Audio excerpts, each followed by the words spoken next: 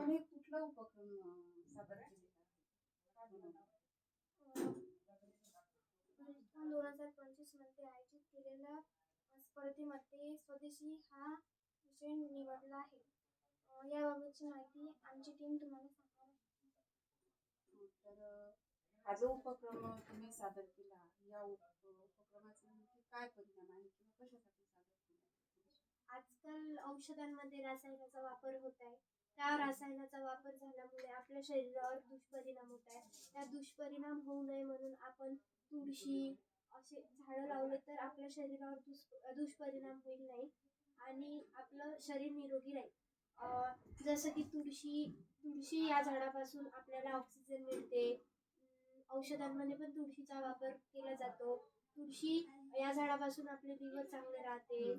डोळ्यांची रोशनी पण वाढवते आणि खोकल्याला पण आराम देते. हे सगळे फायदे आहेत तुळशी.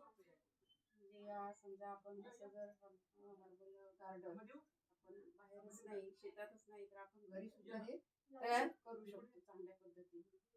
तर त्यामुळे याचे आपल्याला बरेचसे फायदे नाही का? मग नेमकं काय आणखी काय कारण आहे, हे जे गार्डन आहे आपण तयार केलेलं आहे हर्बल गार्डन, नेमकं आणखी त्याची काय कारण असतात?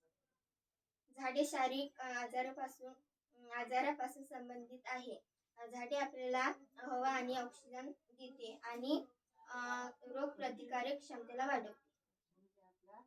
म्हणजे समजा आपल्याला आपलं आयुष्य जर वाढवायचं असेल तर आपण वनौषधींचा वापर जास्त केला पाहिजे असं तुम्हाला सांगायचं.